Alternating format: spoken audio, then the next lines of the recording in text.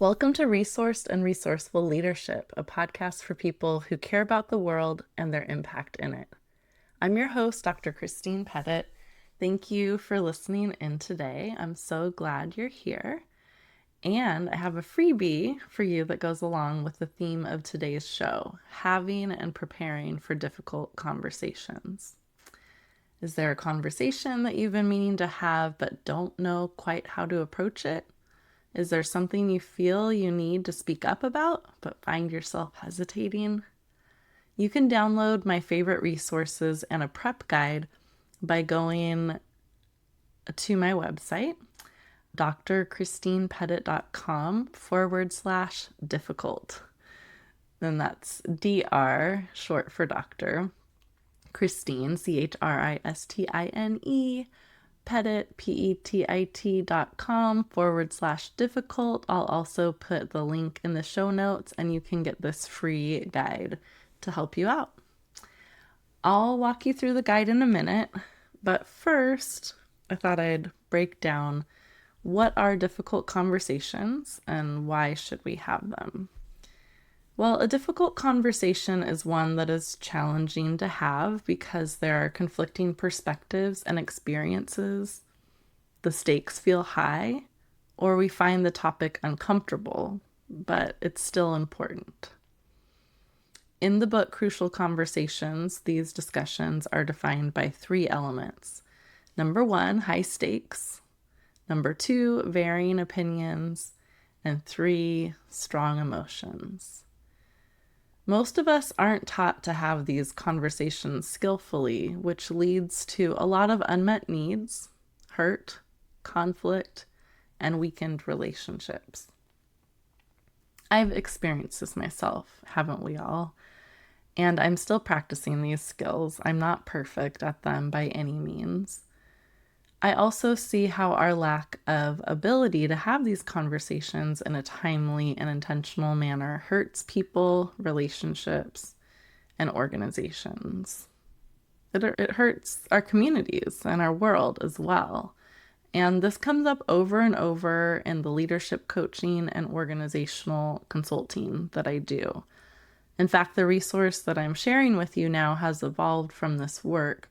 And it seems like every other day I'm sharing it with someone right now. When we learn to be more skillful and intentional in our conversations, we can bring more peace to our lives and to the world in our own small way. Part of why I do work around conflict, and I'm continually learning about conflict, is because looking at the world around me, it's clear that we need to do much better at navigating difference and conflict. In our own lives, being better versed and having difficult conversations can help us strengthen relationships, clear up misunderstandings, and find common ground, shared values, and agreement on next steps. Even when the outcome isn't exactly what we hoped for, maybe we lose sight of what's important during the conversation, or the other person wasn't able to meet us the way that we wanted, I think it's still a worthwhile practice. One of the resources I include in the guide are the 8 C's of self-leadership. Self-leadership is a core concept to internal family systems, which is a therapeutic modality. I mentioned it in previous podcast episodes, but it's one that I learned about in coaching, and it helps me, and I think it can help you and people in general to understand ourselves better, the relationships that we're part of, and to take action from a grounded place. And the 8 C's can help with that. Just thinking about which of these do I want to practice or embody. So the 8 C's are confidence, calm, compassion, courage, creativity, clarity, curiosity, and connectedness. As I'm sharing this, a few scenarios are coming to mind. One where I was not grounded in self-leadership, at least initially, and another where I was. So several years ago, I was an organizational leader, and staff meetings were becoming increasingly difficult for me because There were differing opinions about how decisions should be made in the organization, and my leadership had come under fire by some of the staff. I found myself falling into old patterns of avoidance, which led to more conflict. And when I did face my colleagues, my defenses were way up. Needless to say, this was not a productive position to cultivate understanding, to generate creative solutions, or even to speak with clarity. Coaching helped me recognize this armor as a part that was trying to keep me safe. Like when I imagined myself in those meetings, I literally could feel this shield in particular, like right in front of my chest. So recognizing this armor as the part that was trying to keep me safe also helped me move forward with more leadership over the next year. And the coaching that I received helped me to move forward with more self-leadership over the next year as I prepared to transition out of the organization. Spending more time in self-energy and the 8 C's of self helped me to not leave as an embattled leader, but as someone who is proud of the work I did, and with many, not all, of the relationships intact. There were definitely bumps in the road. Plus, it was 2020 and we were in the height of COVID at that point. I was juggling ED life with parenting a 3-year-old at home, so it was rough. Yeah, overall, it was a rough time. The transition was one that I was planning, but also it was kind of like at this critical point of like, this is not how I want to be living my life, and like juggling even before COVID, parenting and ED life. And also, I knew it wasn't my organization to lead long term. And maybe I'll talk about that. I probably will talk about that in another episode. But it was definitely helpful to recognize that I had this armor up that was not serving me. And then once I brought that awareness in, to be able to practice how I wanted to actually show up. In another situation, I entered a conversation where I anticipated being laid off. So, different organization, different timeline. In that case, I was able to ground myself in calm and clarity before the conversation. And while there wasn't much to be said in that conversation, I was laid off. I shared what was important for me to say. After that call, which was a Zoom meeting, I gathered myself and went out to a networking event that afternoon.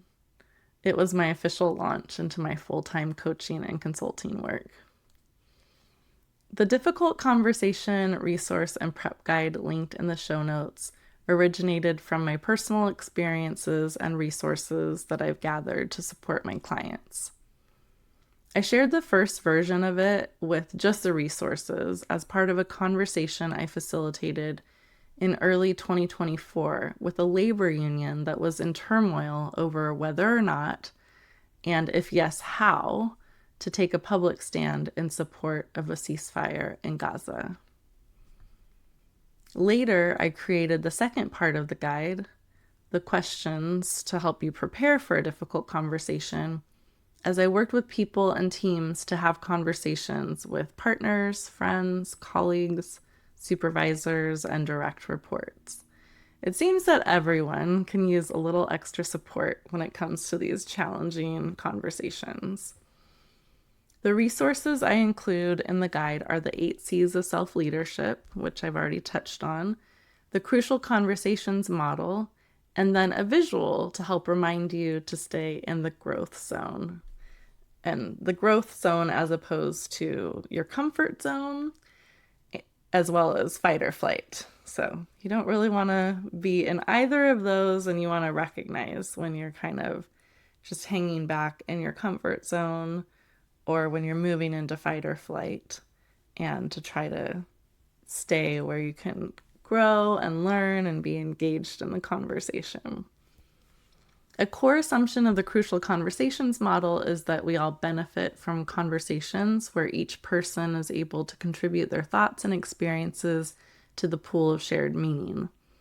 When this happens, we have a better understanding of one another and can make better decisions together. And in this model, there are several skills for dialogue. The goal is to maintain safety in conversations and avoid moving into silence or verbal violence, while also moving the conversation forward. So I created and am sharing this guide with a few things in mind. First, people approach challenging topics and conflict in different ways. Being intentional about how you want to show up and equipping yourself with these resources will help you navigate these situations more effectively and with less stress. Second, it's healthy to experience some discomfort. This is how we learn and grow. Third, disagreements are a normal and healthy part of relationships and organizations. I know we didn't all learn that growing up, but it is, and it's what we do with the disagreement that matters. And finally, while you can prepare for challenging conversations, you cannot control how the other person or people will receive you. So I encourage you to remember to plan for how you will take care of yourself before, during, and after difficult conversations. How can you take care of yourself before, during, and after these conversations? I'm going to share a few ways that I do this, but also be thinking about what might work for you, what else you could try. So before, definitely preparing. Hopefully the guide can be helpful for you, thinking about how I want to show up in the conversation, writing out some key thoughts, and then I think trying to go into those conversations as much as possible with my basic needs met. And by those, I mean getting enough sleep if I can, eating something that is going to fill me up and be nourishing, and maybe moving my body. I might also do something too to help regulate my nervous system.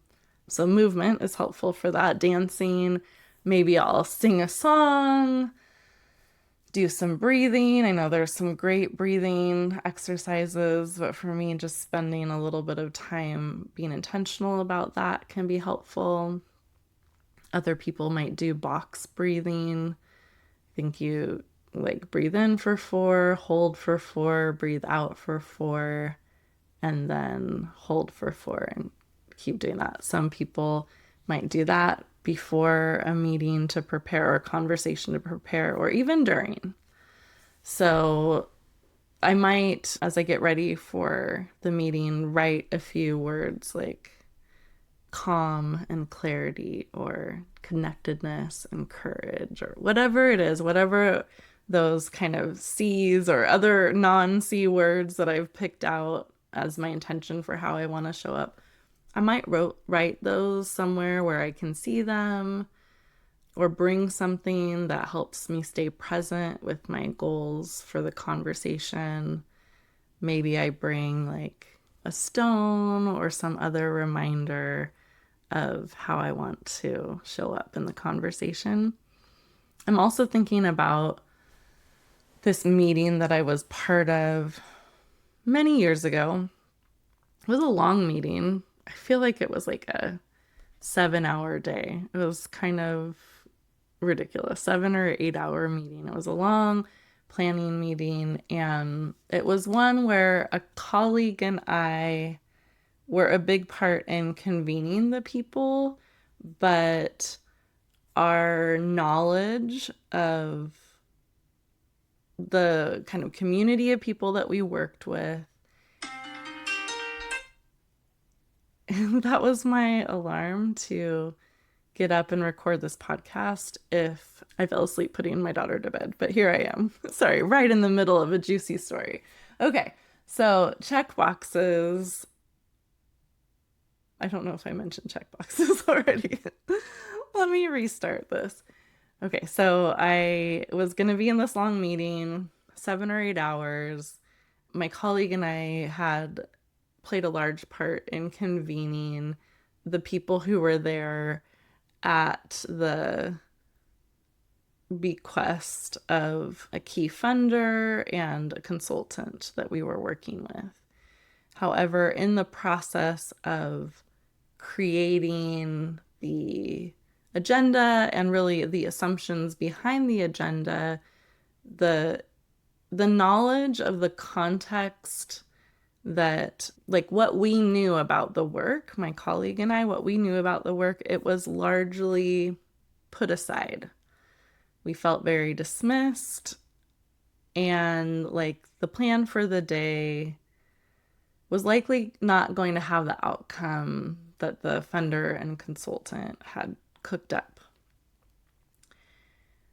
Knowing that, I thought about how I wanted to show up. Part of it was I had to let go, like release control of what was not in my sphere of control. I did everything I could up to that point, and then here I am in the meeting, and it's going to be what it is. And I think the way that I did it was the way that I approached it was trying to take care of myself. And I remember I wrote some kind of note on my notepad about like maybe like calm or confidence, because I was fairly confident that what my colleague and I thought might happen in the meeting would, but I was also open to seeing how things unfolded. So, one of the things I also did was I put like 7 lines on my paper, like little, just short little lines. And I would put a check mark over each line every hour that passed. So I was just like biding my time. But it helped me in that meeting where I just was like, I need to show up. I need to bring calm, confidence, openness into this space, despite how I have felt in the process. I will say the meeting went pretty much the way my colleague and I predicted, and that was okay. But it was very frustrating. So I was able, I think I drank tea, like I intentionally drank tea and did things during the meeting to just be supportive there. So that wasn't a one-on-one conversation. This prep guide can also help prepare you for scenarios like that too. And I think, I don't know, now I don't know how well I did in the debrief conversation because it was years ago and I can't remember, but the guide would have been helpful in having those resources would have been helpful probably all along the way as we navigated this, but also in the debrief with the funder. So during, write intentions where you can see them, bring a touchstone, do something, get a nice warm cup of tea or coffee or water. Do something that will just help you take care of yourself during the conversation and remind you of how you want to show up. And then afterwards, you can talk with a friend, again, sing a song. I say this because singing actually helps us reset our autonomic nervous system, and it's one of my favorite ways of catharsis. Taking a walk, moving your body in some way, using water as kind of a cleansing ritual, maybe like to take a bath and just imagine the energy from that conversation draining out the bottom. Even just washing your hands and face can support that emotional hygiene. So again, these are just a few ideas and examples, but I'm curious, what would you like to try or what else would work for you? So I think I'm going to end here. There's definitely a lot more that I will say about this topic of conflict and difficult conversations in future episodes, including something that I want to look more deeply into, and that's the role of power dynamics and culture and other factors that shape the usefulness of some of these tools and frameworks and how we navigate challenging conversations and also the choices that we make. Just because you can have a difficult conversation, just because you can contribute to the pool of shared meaning, doesn't necessarily mean you will choose to do so. So, those are some things I want to explore in the future, a little teaser for you. But thank you so much for listening to this episode of the Resourced and Resourceful Leadership Podcast. Remember to download your free difficult conversation resource and prep guide at drchristinepettit.com/difficult. I'm just like laughing at how funny it is to have like difficult after my name. But if you want to hear more of the Resourced and Resourceful Leadership Podcast, please follow or subscribe to the show wherever you like to listen or watch your podcasts. To support the show, please leave a 5-star review and share the show with a few people who you think would appreciate it. And please check out the link to SpeakPipe in the show notes. I'd love it if you left me a message about what stood out to you from this episode or topics you'd like me to cover in the future. So thanks again and take good care.